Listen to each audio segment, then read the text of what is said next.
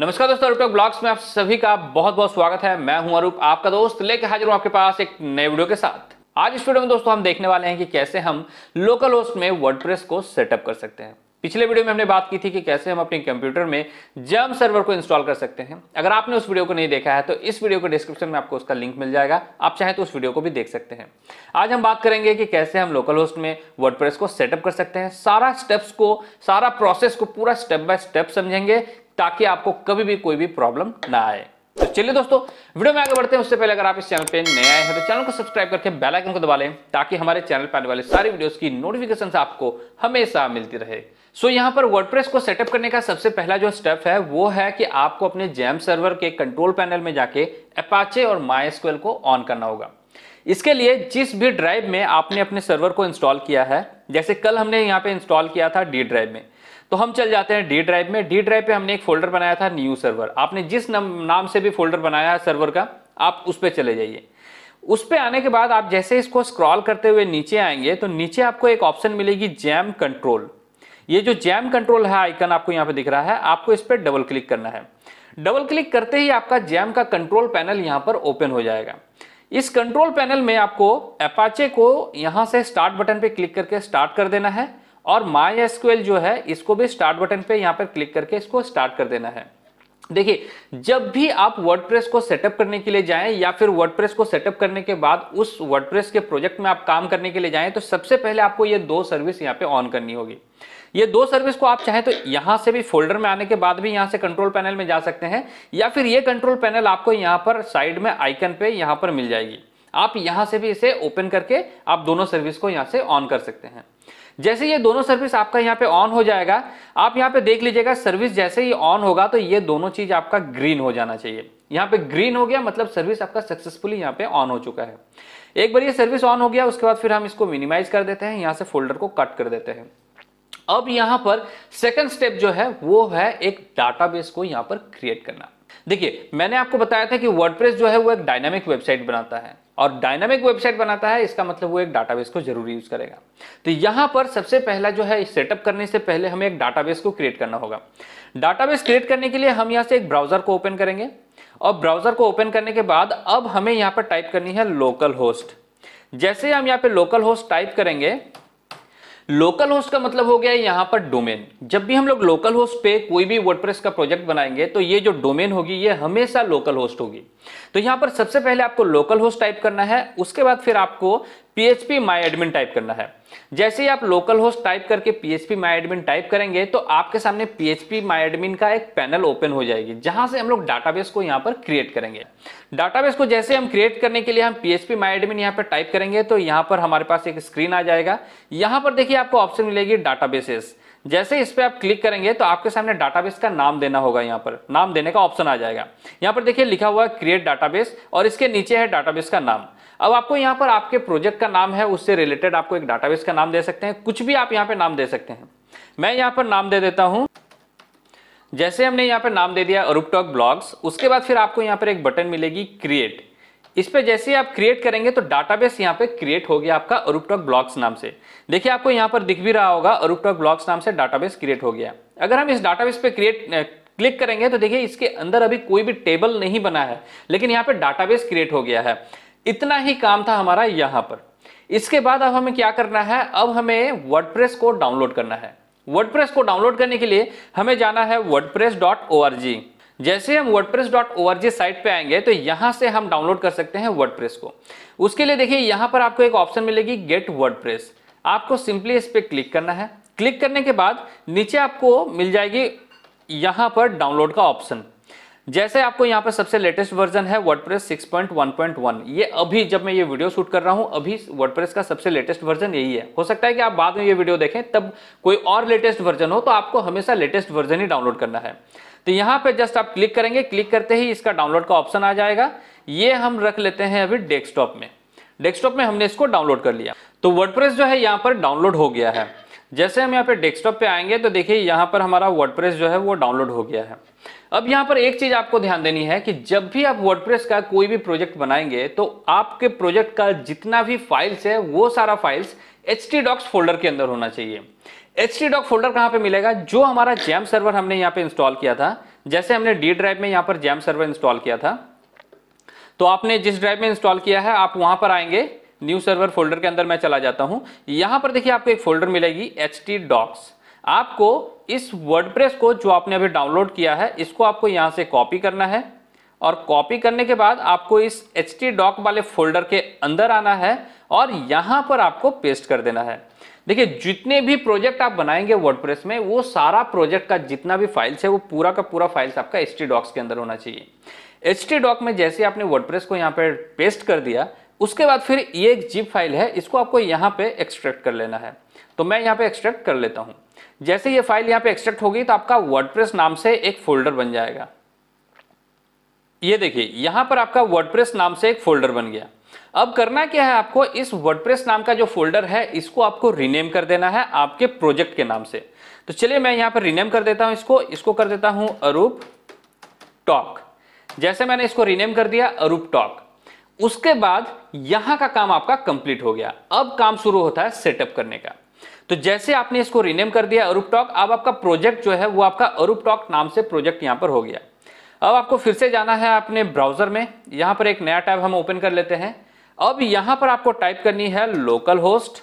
Local host के बाद आपको यहां पर देनी है आपके प्रोजेक्ट का नाम।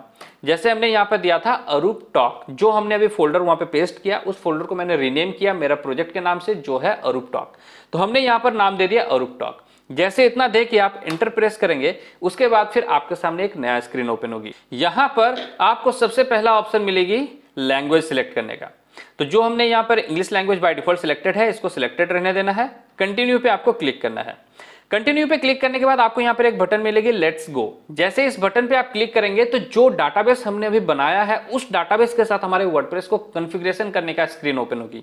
तो चलिए हम यहाँ पे लेट्स गो पे क्लिक करते हैं। लेट्स गो पे क्लिक करते ही यहाँ पर डाटाबेस का नाम पूछ रहा है, यानी ये जो वर्डप्रेस का प्रोजेक्ट हमारा बन रहा है इसका डाटाबेस कौन सा है जहां पे इस प्रोजेक्ट का सारा डाटा जाके स्टोर होगा।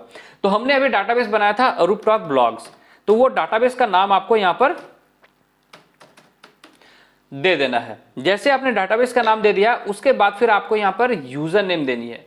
लोकल होस्ट में जब भी आप कोई प्रोजेक्ट बनाएंगे तो उसका यूजर नेम हमेशा रूट होता है, तो आपको हमेशा रूट डालना है। पासवर्ड हमेशा ब्लैंक होता है, आपको पासवर्ड में कुछ नहीं डालना है। उसके बाद फिर आपको मिलेगी डाटाबेस होस्ट, वो है आपका लोकल होस्ट, जो लोकल होस्ट ही रहेगा, इसको आपको चेंज नहीं करना है। उसके नीचे आपको मिलेगी टेबल प्रीफिक्स, यानी आपका डाटाबेस के अंदर जितने भी टेबल्स बनेगी उसकी प्रीफिक्स क्या होगी। जैसे मान के चलिए कि आपका डाटाबेस के अंदर एक यूजर नाम की टेबल बनेगी, तो यूजर नाम के टेबल के पहले क्या लगेगा। बाय डिफॉल्ट यहाँ पे WP है, यानी WP_यूजर। अगर आप इसको WP नहीं देके अपना नाम देना चाहते हैं या फिर कोई और प्रोजेक्ट और नाम देना चाहते हैं, तो जैसे आपने दे दिया कि ये नाम दे दिया, आपका नाम मान लीजिए कि राम है, तो आपने यहाँ पे राम दे दिया, तो RAM_यूजर। इस तरह से आपका जितने भी टेबल है उसके पहले आपका वो राम आ जाएगा। तो यहाँ पर मैं बाय डिफॉल्ट WP है उसे WP ही रहने देता हूँ। उसके बाद फिर हमें यहाँ से सबमिट करना है। जैसे आप सबमिट करेंगे तो यहाँ पर जो है आपका डाटाबेस के साथ आपका वर्डप्रेस का प्रोजेक्ट जो है वो कॉन्फ़िगर हो गया। अब यहां पर आता है नेक्स्ट स्टेप, जो है आपका वर्डप्रेस का इंस्टॉलेशन। जैसे डाटाबेस के साथ आपका वर्डप्रेस का कॉन्फ़िगरेशन हो गया, अब वर्डप्रेस को हम यहां पे इंस्टॉल करेंगे। इंस्टॉल करने के लिए यहां पर रन द इंस्टॉलेशन का आपको बटन मिलेगी, सिंपली आपको यहां पर क्लिक करना है। यहां पर जो नया स्क्रीन आएगा, यहां पर आपको कुछ डाटा फिल करनी है। ये जो डाटा है, इन सारे डाटा को हम बाद में भी चेंज कर सकते हैं। जब हम लोग का ये पूरा इंस्टॉल हो जाएगी तो एडमिन पैनल में घुसने के बाद हम सारा डाटा को चेंज कर सकते हैं। तो यहां पर सबसे पहला जो है साइट टाइटल, यानी आपका जो वेबसाइट का टाइटल होगा वो क्या होगा। तो हम यहां पर दे देते हैं अरूप टॉक, ये रहेगा हमारा वेबसाइट का टाइटल, यानी हमारा जो प्रोजेक्ट है वही प्रोजेक्ट का नाम हमने यहां पे दे दिया। उसके बाद यूजर नेम यहां पे देनी है। अब यहां पे जो यूजर नेम आपको देनी है वो यूजर नेम होगा आपके एडमिन पैनल का, ये आपका डाटाबेस का यूजर नहीं होगा। डाटाबेस का यूजर हो गया रूट और उसका पासवर्ड ब्लैंक है, उसमें कोई पासवर्ड नहीं है। लेकिन यहाँ पे जो एडमिन पैनल होगी, देखिए वर्डप्रेस में जब भी प्रोजेक्ट आप बनाते हैं तो वहां पे दो चीजें बनती है, एक होता है आपका एडमिन पैनल और दूसरा होता है आपका वेबसाइट। वेबसाइट जो होता है, वेबसाइट आपका पूरा एडमिन पैनल से आप वेबसाइट को मॉडिफाई कर सकते हैं, उसमें एडिट कर सकते हैं, कुछ भी डाटा अपने वेबसाइट में अपडेट कर सकते हैं। और वेबसाइट जो होता है यूजर के लिए होता है, यूजर को जो दिखता है। तो अगर आपके वेबसाइट में कुछ भी आपको चेंजेस करना है तो वो आप एडमिन पैनल के थ्रू करेंगे। तो यहां पर जो आप पासवर्ड और यूजर आईडी दे रहे हैं वो एडमिन पैनल में लॉगिन करने के लिए दे रहे हैं। तो आपको हमेशा डाटाबेस का और इसको दोनों को मर्ज नहीं करना। डाटाबेस का यूजर जो हो गया वो हो गया रूट, जो अलग टॉपिक है उसको आपको छेड़ने की जरूरत भी नहीं पड़ेगी कभी। और जो एडमिन पैनल का है, जब भी आप अपने वर्डप्रेस के प्रोजेक्ट में एडमिन पैनल में लॉगिन करेंगे तो हमेशा आपको ये यूजर आईडी और पासवर्ड देना है, तभी आप वर्डप्रेस के प्रोजेक्ट में अपने एडमिन पैनल में लॉगिन कर पाएंगे। तो यहां पर हम दे देते हैं एडमिन पैनल का जो यूजर होगा वो होगा एडमिन, और यहाँ पे पासवर्ड जो है पासवर्ड भी हम दे देते हैं यहाँ पर एडमिन। जैसे देखिए ये जो एडमिन पासवर्ड मैंने यहाँ पे दिया ये एक बहुत ही वीक पासवर्ड है, तो ये इतना वीक पासवर्ड वो लेगा नहीं, इसीलिए यहाँ पर हमें एक चेकबॉक्स मिलेगी confirm use of week password. अगर हम इसको चेक नहीं करेंगे तो हमें कोई स्ट्रांग पासवर्ड यहाँ पे पुट करनी पड़ेगी, लेकिन चूंकि हम लोग अभी एडमिन ही इसमें काम चला लेते हैं इसीलिए इसको वीक पासवर्ड को भी यहाँ पे कंफर्म करना होगा। उसके बाद फिर आपको यहाँ पर एक ईमेल आईडी देनी है, तो ईमेल आईडी हम कुछ भी दे देते हैं यहाँ पर, जैसे दे देते हैं मैं अपना नाम ही दे देता हूँ arup@gmail.com। हालांकि इस नाम से कोई ईमेल आईडी है नहीं अभी, लेकिन बाद में हम इसको चेंज कर लेंगे, अभी फिलहाल हम इसको दे दिए यहाँ पर। उसके नीचे हमको मिलेगी discouraging search engine from indexing this site. अगर आपने इस ऑप्शन को चेक कर लिया तो गूगल आपके वेबसाइट को, जो भी आपने प्रोजेक्ट बना रहे हैं वेबसाइट बना रहे हैं, उसको कभी भी इंडेक्स नहीं करेगी, यानी गूगल सर्च में कभी भी आपका वेबसाइट नहीं आएगा। तो अगर आप पर्सनल कोई अपना मतलब ऐसा वेबसाइट बनाना चाहते हैं जो सिर्फ आपका पर्सनल रहे, जिससे लोगों तक नहीं लेके जाना है, तो आप इसको ये कर सकते हैं। लेकिन चूंकि हम लोग ब्लॉग बना रहे हैं तो ब्लॉग में मतलब हमको पैसा अर्न करना है, तो इसीलिए हमें तो उसे पब्लिक के पास लेके जाना ही पड़ेगा ताकि गूगल पे लोग सर्च करो और हमारा वेबसाइट जाए, तभी तो हम पैसा कमाएंगे। तो इसीलिए इस ऑप्शन को हमको कभी भी यहाँ पर जो है चेक नहीं करना है, इसको हमेशा अनचेक ही रहने देना है। उसके नीचे हमें बटन मिलेगी इंस्टॉल वर्डप्रेस, जस्ट सिंपली इस पे हमको क्लिक करना है। जैसे इस पे हम क्लिक करेंगे तो हमारा वर्डप्रेस का इंस्टॉलेशन यहाँ पे फिनिश हो जाएगी। तो वर्डप्रेस का इंस्टॉलेशन यहाँ पे फिनिश हो गई। अब यहाँ पर हमें एक बटन मिल रहा है लॉगिन, जस्ट इस पे हमको क्लिक करना है। क्लिक करते ही हमारा एडमिन पैनल में लॉगिन होने का स्क्रीन यहाँ पर आ जाएगी। यहाँ पर हमने यूजर आईडी दिया था एडमिन और पासवर्ड भी दिया था एडमिन। जैसे ये हमने यूजर आईडी और पासवर्ड देके एंटर प्रेस करेंगे या लॉगिन पे क्लिक करेंगे तो हम अपने वर्डप्रेस के प्रोजेक्ट में जो एडमिन पैनल है उस पे लॉगिन हो जाएंगे। ये हो गया आपका वर्डप्रेस का एडमिन पैनल, सारा काम हम लोग यहीं से करेंगे। और आपका वर्डप्रेस जो है, वर्डप्रेस में अगर हम यहाँ पर local host /arup talk type करके अगर हम एंटर प्रेस करेंगे तो यहाँ पर देखिए हमारा वेबसाइट ओपन होगी। ये जो हमारा वेबसाइट है ये बाय डिफॉल्ट बहुत अच्छा दिख नहीं रहा, कुछ खास यहाँ पे है नहीं। ये एक्चुअली क्या है कि वर्डप्रेस आपको डिफॉल्ट एक वेबसाइट बना के देती है, एक थीम देती है जिसके जो आपका इस तरह से दिखता है। तो ये हम लोग मॉडिफाई करेंगे बाद में, इसको और अच्छे से हम लोग वेबसाइट बनाएंगे।